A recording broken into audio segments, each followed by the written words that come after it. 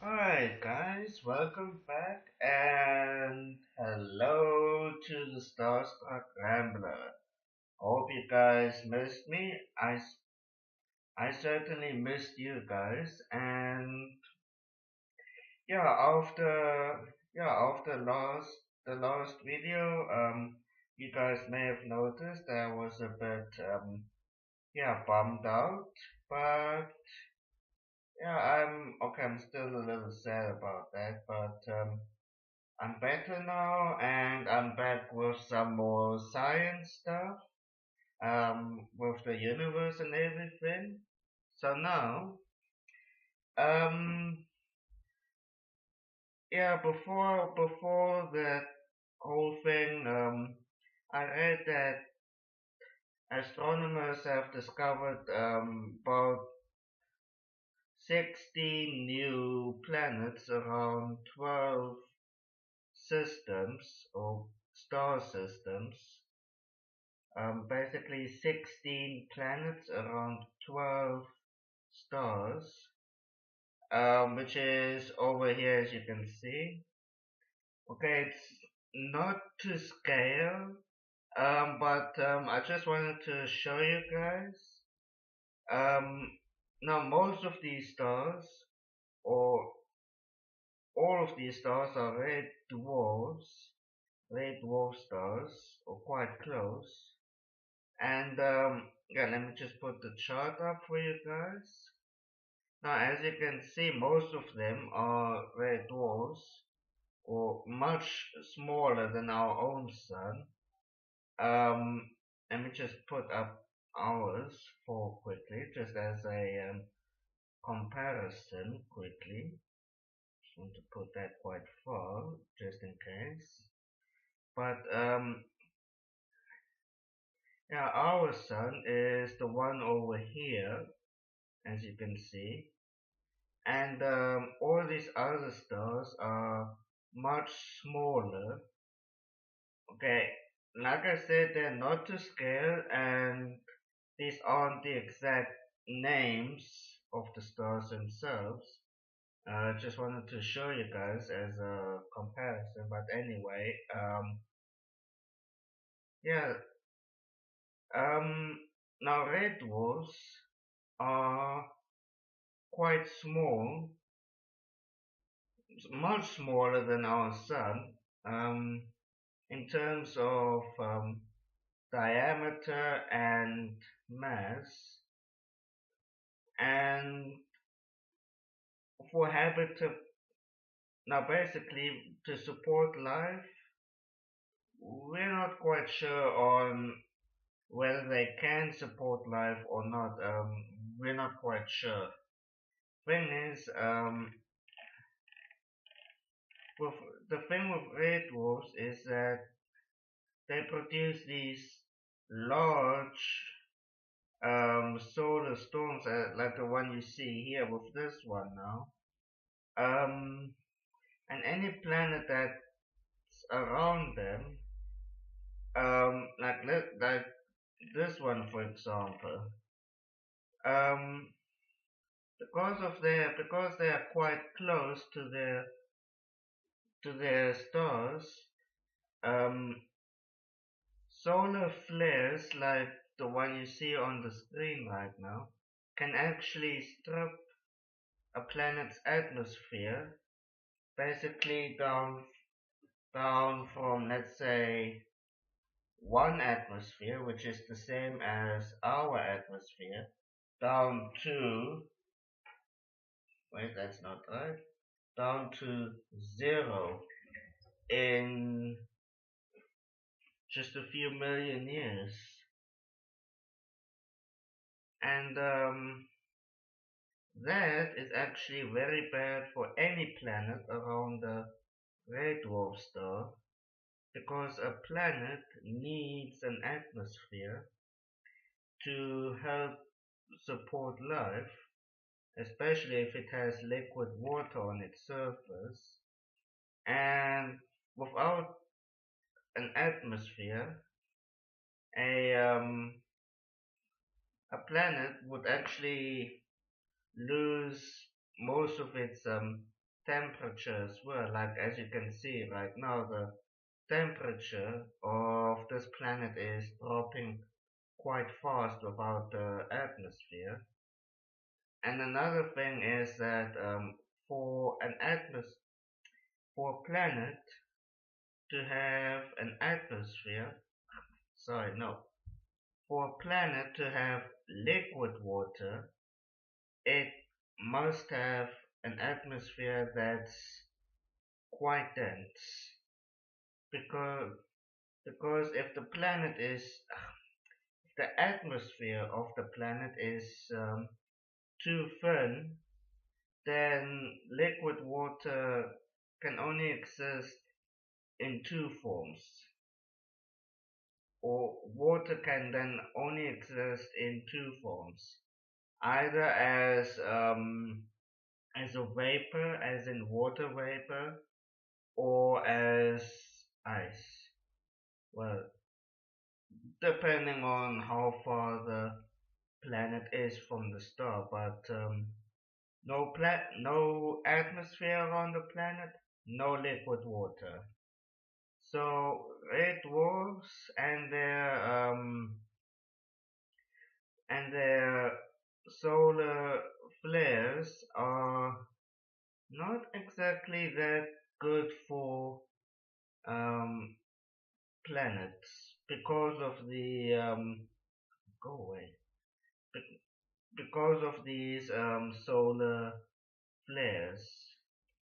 Now let's just bring up another one here. What's this now? Okay, sorry about that. It was harking for a moment. Okay, let's just see. Um, no, not this one. Just want to bring up. Where is it now? Here we go. Um, yeah, these solar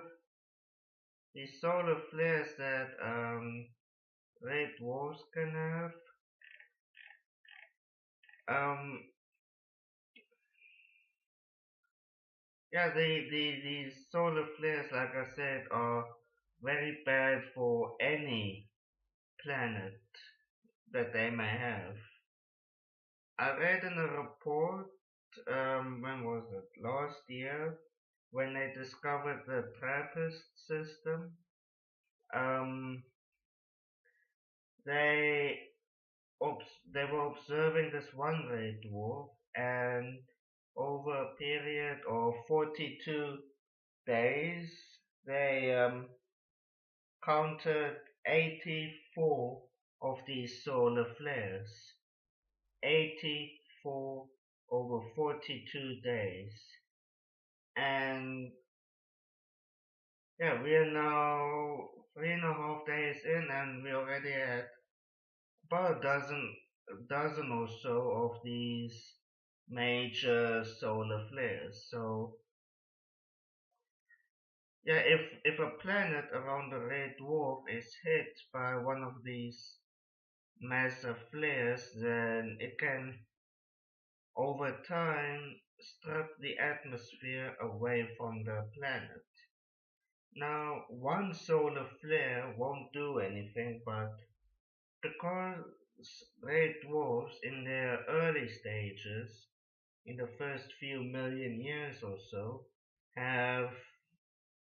they're very unstable, like as you can see with this one, um, with Wolf 359 here.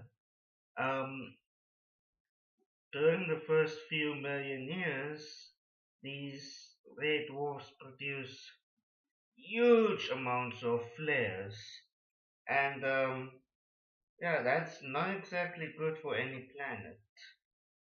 Um, over time, as more and more of the atmosphere is stripped away, the planet habitability um, gradually decreases as well. Um, So red dwarfs, even though they can last for hundreds of billions of years, because of all these solar flares that they produce, yeah, probably not the best candidate for um, life planets. Now, other stars are more habitable. For example, stars are more similar to the sun, for example. Okay, I'm gonna use the sun as an rough example, but stars like the sun that are similar to the sun, that are um, now the stars that are maybe 10% bigger or smaller than the sun, like let's say 1.10 times the mass of the sun, or 10% bigger than the sun, or let's say um, that are, let's say, 10% smaller than the sun, they are more habitable than red dwarfs. Now, I'm saying 10% bigger or smaller because that that's the rough size for a star, the rough mass that a star should have for best as a best candidate for life, because they give out the right amount of light at the right energy as well. Okay, I will go into this a bit more. See, I will do a bit more research on this again, just to refresh my memory again. I will come to you in the next one of this, but let's continue with the next part of this. Now, here with the next part, it gets a bit, yeah, trickier, because as you can see with this red, green, and blue zone, that's the habitable zone of a star. Now, most stars have one, um, or all stars have a habitable zone, but the size of the zone depends on what stage the star is, or how massive it is. For example,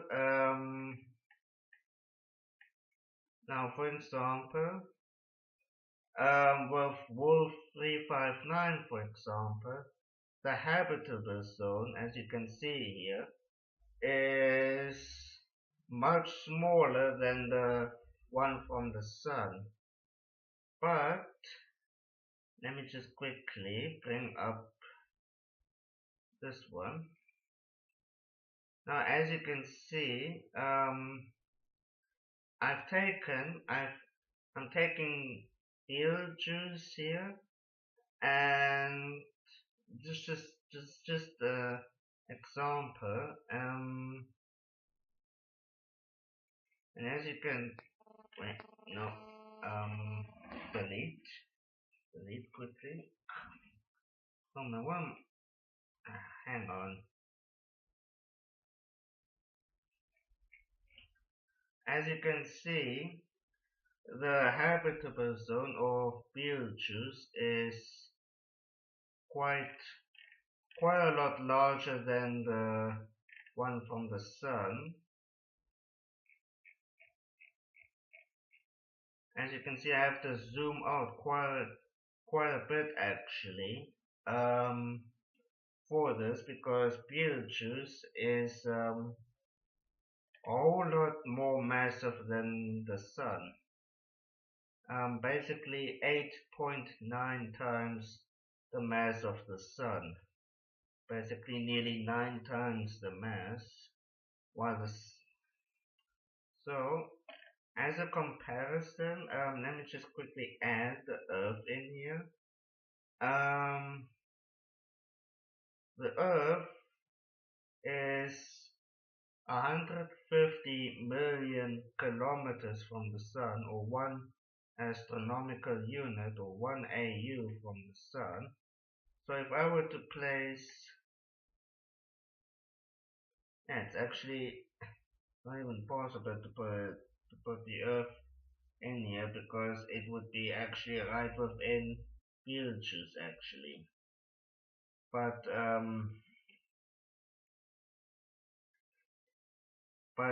with the, okay, maybe we can do this. Okay, and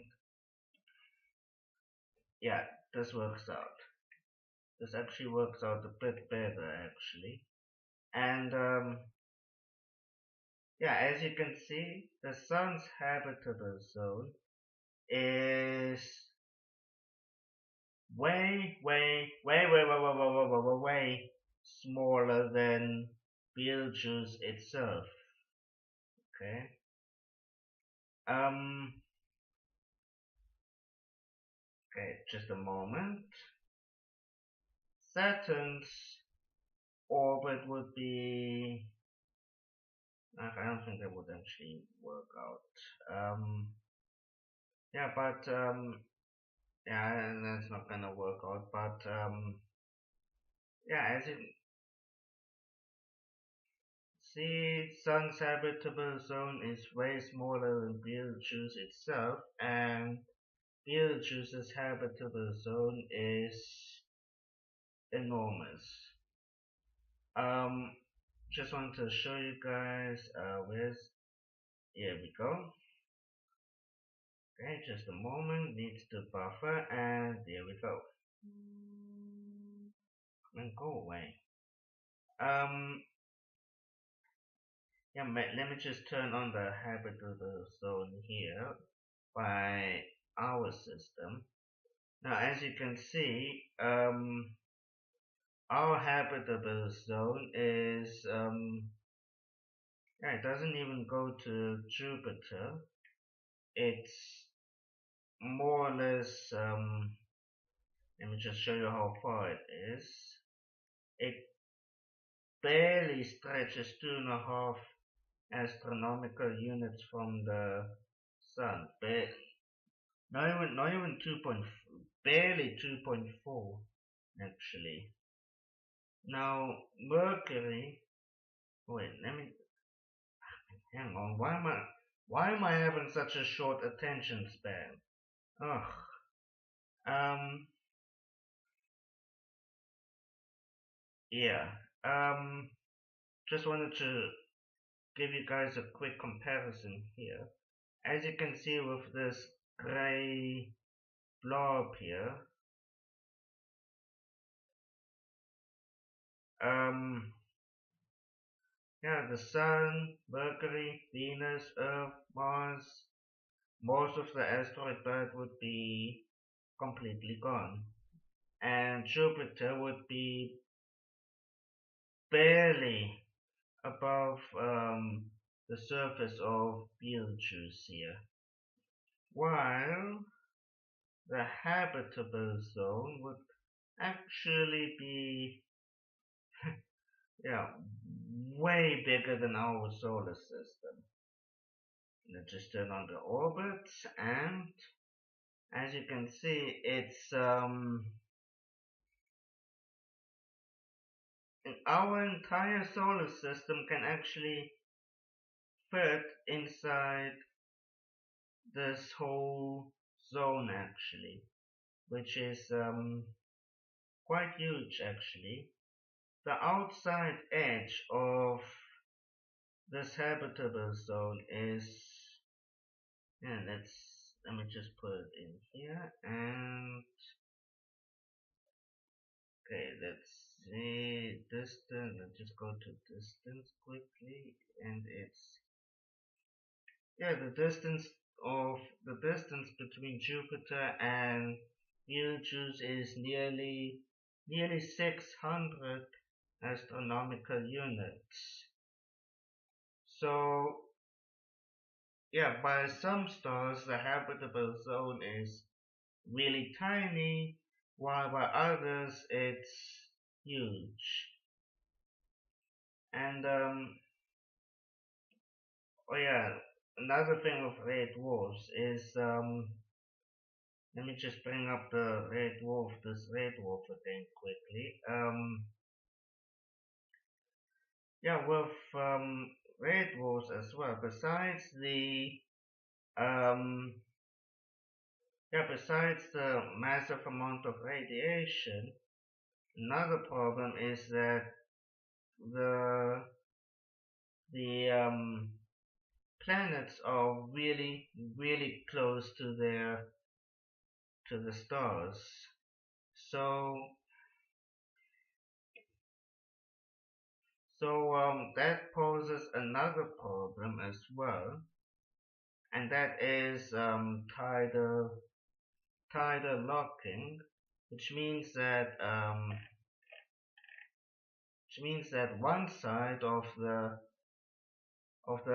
planet will always face the sun. It's basically the sun. It's the same problem with the moon as well. We always see the same side the the moon. It's the moon is tidally locked to the earth, so we always see the same side to to the to the moon. We don't see much of the far side of the moon. I will explain that in another later video, but as you can see, the planet Mercury here it doesn't rotate. Its rotational period is 5.59 days, while its orbital period is 5.59 days. Basically, what that means is that the rotational period is how long it takes, you know, to rotate on its axis, basically from sunrise to sunrise, basically. Earth's rotational period is 24 hours. Yeah, so it takes 24 hours for for the Earth to rotate once on its axis, while its orbital period is 365 days. So if you have an orbital period of 5.59 days and its rotational period is 5.59 days, then your day lasts as long as a year. So that's a better way to explain it. The orbital period, basically how long it takes for a planet to go around its star once, is the year or orbital period. But yeah, this is yeah that's another problem with the red dwarf planets. They are tidally locked to their stars. As a quick comparison, eh, moment. Let me just show you how far. A minute, just need to get the distance right. And moment. Ah, sorry guys. And got it. Yeah. As you can see, this would be Earth's orbit, and as you can see, it's way bigger than this orbit right here. This just to show you guys what I'm trying to say. This orbit would give you a tidally locked planet, while this orbit would give you a day with few hours or so. Maybe 1 or 2 days, but with this orbital orbit, you can actually you're actually safe from tidal locking. Now, this video has been going on for too long now, so I will get to part 2 of the habitable zone next time, okay? Um, yeah, because I've been rambling on too much without any real point, so I will get to part 2 to, um, maybe tomorrow, or maybe tomorrow's Wednesday my time zone. So either either on Wednesday or Thursday, I will come to part 2 of this whole habitable zone. Anyway, yeah, sorry that I was rambling on without any real point with this one. I'm still a bit, yeah, still a bit, out of the wind with Stephen Hawking last week. Yeah, I know it's been quite a while now, quite a few days now, but still, I'm still a bit woozy with that one, with that. But yeah, I'm back with my space videos, and if you guys have any kind of requests or whatever, then I will do so. Um, yeah, I think one of these days I'm gonna do a movie review a day. I'm still looking for something shortish to do, I hope.